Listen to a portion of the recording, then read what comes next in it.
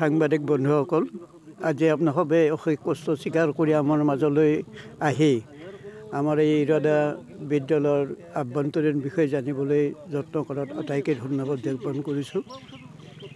যে কথা হ'ল এইটোৱে যে আমাৰ ইয়াত আজি কেইবাবছৰ আগতে ডক্টৰ ৰমণী বৰ্মনদেৱে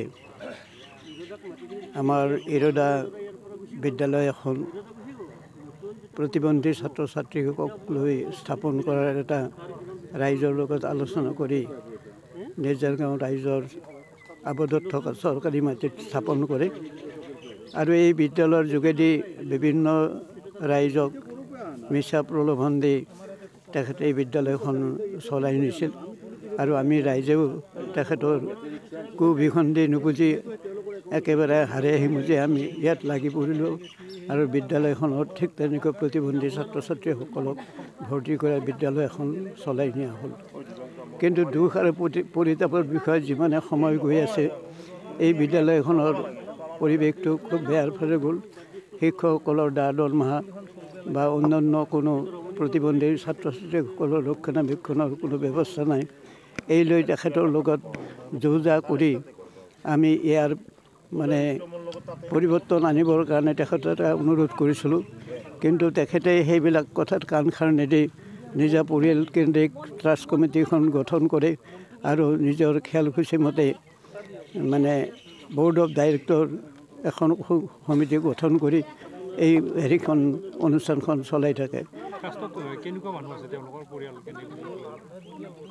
কেনেকুৱা মানুহ তেওঁলোকৰ আপোন মানুহ, নিজৰ ভাই ককাই, ভাই বোৱাৰী বা নিজৰ ছোৱালী এই সকলক লৈ এই অনুষ্ঠানখনৰ ট্ৰাষ্ট কমিটি গঠন কৰিছে।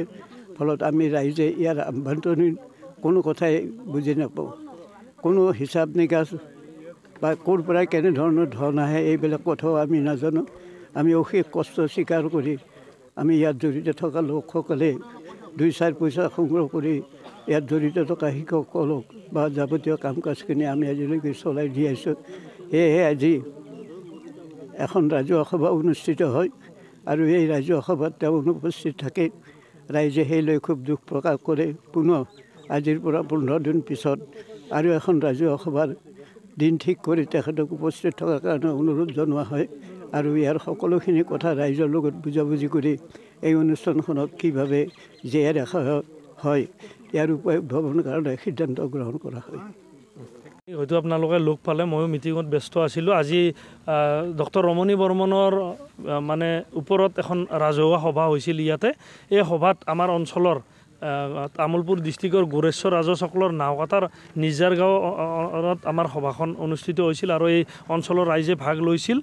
এই সভাখনত ডক্টৰ ৰমণী বৰ্মনে ইয়াতে যিখন ইৰদা ট্ৰাষ্ট চলাই আছে এইটো সম্পূৰ্ণ পৰিয়ালকেন্দ্ৰিক হয় আৰু তেখেতে একনায়কত্ববাদ চলাই আছিল। তাৰ কাৰণে ৰাইজে আজি ওলাই আহিছে।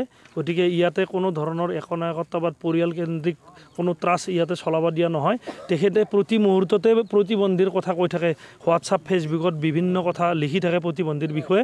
কিন্তু তেখেতে ইয়াতে অহা যিবিলাক আবণ্টিত ধন বা বিভিন্ন কথা তেখেতে হৰণলুকি কৰিছে আৰু তেখেতে হয়তো বুদ্ধিয়ক মানুহ, বেলেগত খৰচ দেখাব পাৰে, কিন্তু এই অনুষ্ঠানৰ নামত অহা ধন টকা পইচা ইয়াতে কিয় নাহে?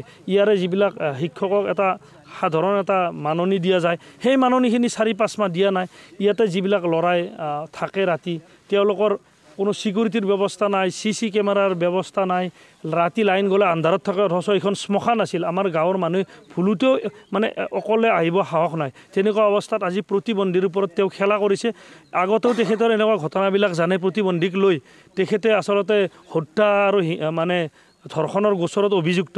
তেনেকুৱা ব্যক্তি এজনে ইয়াতে এটা অনুষ্ঠান চলাই পেলাই আমাৰ ৰাইজে বুজি পোৱা নাছিল, এতিয়া লাহে লাহে বুজি পালে। গতিকে তেনেকুৱা ব্যক্তি একজনক আমি ইয়াতে স্থান নিদিওঁ। তথাপিতো ৰাইজৰ ফালৰ পৰা আমাৰ ইয়াতে আজিৰ সভাত তেখেত উপস্থিত নহ'ল। আমি আগতীয়াকৈ খবৰ দিছিলোঁ। তেখেতক আৰু 15 দিন সময় দিছে। 24 ফেব্ৰুৱাৰীৰ আকৌ এখন ৰাজহুৱা সভা অনুষ্ঠিত হ'ব। গতিকে তেখেতে যদি এই সভাত উপস্থিত হৈ এই যিখন ট্ৰাষ্ট যিখন গঠন কৰাৰ ৰাইজে পৰামৰ্শ দিছিল বা বোৰ্ড অফ ডিৰেক্টৰ এইটোতো বহুত ডাঙৰ মানে স্বৰ্গত থকা যেন আমাক দেখায় যে কোনো লগ নাপায় মানুহখিনি আৰু আমাৰ মানুহ যেতিয়া সোমাই দিব বিচৰা যায় তেতিয়া কয় যে ছাবজেক্টৰ কথা আছে PhD মানুহ দিলেও নহ'ব অথচ তেখেতেও প্ৰতিবন্ধীক লৈ কোনো PhD কৰা নহয় আৰু যেতিয়াই ট্ৰাষ্টত মানুহ সোমাই দিয়াৰ কথা কোৱা হ'ল তেখেতে ক'লে যে প্ৰতিবন্ধী মানুহে থাকিব পাৰিব বেলেগ নোৱাৰে এতিয়া প্ৰতিবন্ধী মানুহ মানে তেখেতে 13 চনৰ পৰা 24 চনলৈকে তেওঁৰ পৰিয়ালৰ দ্বাৰাই এই ট্ৰাষ্টখন চলাই আছে কিন্তু যেতিয়াই ৰাইজৰ মানুহ সোমাব বিচাৰিলে তেতিয়া তেখেতে প্ৰতিবন্ধীৰ আইনখন আনি দিলে মানে তেখেতে ভিতৰ চৰা কথাটো কাকো জানিব নিদিয়ে সেয়েহে আমি ৰাইজৰ ফালৰ পৰা তেখেতক আকৌ পুনৰ 15 দিন আমি সময় দিছোঁ তেখেত ইয়াত উপস্থিত হ'ব লাগিব অন্যথা তেখেতে ইয়াৰ পৰা বিদায় লাগিব তেখেতে আৰু এটা ভুল কথা কৈছে যিটো সময়ত ৰমণী বৰ্মনদেৱে ইয়াত উপস্থিত হৈছিল আমি আটাই জানো তেখেতে এটা ৰাজনৈতিক দলৰ লগত জড়িত বাওঁপন্থী নেতা আমাৰ অঞ্চলত কোনো ধৰণৰ বাওঁপন্থী হেৰি নাই কিন্তু তথাপিতো ৰাইজে আঁকোৱালি লৈছিল এটা এইটো নামঘৰ সদৃশ পবিত্ৰ এটা অনুষ্ঠানত ইয়াতে কোনো ৰাজনীতিৰ কথা নাহে যেতিয়াই তেখেতে BTR পৰা পোৱা পইচাখিনি হৰণ লুকি কৰিলে এই BTR পৰা পোৱা পইচাখিনিত কিবা মানে বদনামী হ'ব বুলি তেখেতে পাৰিলে চৰকাৰৰ বিষয়ববীয়াক ক'ব বিচাৰে যে মই ৰাজনৈতিক ষড়যন্ত্ৰৰ বুলি হৈছোঁ আমি কৈছোঁ যে এইটো এটা নামঘৰ সদৃশ এটা অনুষ্ঠান ইয়াতে চবেই পাৰে ইয়াতে কোনো ৰাজনীতি নাই তেখেতক আমি গম পাই পেলাইও তেখেতক আমি আঁকোৱালি লৈছিলোঁ কিন্তু তেখেতে যেতিয়া ভুল কৰিব ৰাইজে তেখেতক দলিয়াই দিবলৈ সময় নালাগে ইৰদাৰ ছাত্ৰ ছাত্ৰী 30 জনমানলৈকে ৰেজিষ্ট্ৰেশ্যন আছে কিন্তু ছাত্ৰ ছাত্ৰী ইমান নাহে পৰীক্ষাত হয়তো আহিলেও এতিয়া 15 জন 10 জন এনেকুৱা আহে কিন্তু শিক্ষক শিক্ষয়িত্ৰীৰ দৰমহা নাপায় কাৰণে অনিয়মীয়া হৈছে শিক্ষক শিক্ষয়িত্ৰী কেতিয়াবা আহে কেতিয়া নাহে আৰু অভিভাৱকসকলে মানে যথেষ্ট আগ্ৰহেৰে ছাত্ৰ ছাত্ৰীখিনি আনে কিন্তু তেখেতে তাৰমানে মুখেদি কয় এটা কৰে এটা কোনো গুৰুত্ব নাই কেৱল বাহিৰত বিভিন্ন সেমিনাৰ এইটো কথা ক'ব ৰৈ গৈছিলে তেখেতে ডাঙৰ ডাঙৰ সেমিনাৰৰ কথা কয় BTCৰ কোকৰাঝাৰ ইউনিভাৰ্চিটিত লাগি আছে সেমিনাৰ এখন পাতিলে 7 লাখ টকালৈকে মানে মাননি পায় 2-4 জন ব্যক্তিৰ দ্বাৰা বিভিন্ন প্ৰতিবন্ধীৰ বিষয়ে আলোচনা দেখাব কিন্তু পইচাখিনি সৰকাই লৈ যাব গতিকে মই প্ৰতিজন অসমৰ শ্ৰদ্ধাৰ ব্যক্তিসকলক যিসকলে মানে প্ৰতিবন্ধী দৰদী ব্যক্তিসকলক মই অনুৰোধ জনাইছোঁ এতিয়াৰ পৰা ৰমণী বৰ্মনদেৱৰ কোনো অনুষ্ঠানত এটকাও দিয়া বন্ধ কৰক আৰু যিবিলাক ইউনিভাৰ্চিটিত গৈ তেখেতে এই যে বিভিন্ন মানে আলোচনা অনলাইন পাতিম বুলি সেমিনাৰ পাতিম বুলি ধন সৰকোৱাৰ বুদ্ধি কৰিছে এইবিলাক আচলতে বন্ধ কৰি দিয়ক গতিকে এইখিনি কৈয়ে মই ক'বলগীয়া সামৰিছোঁ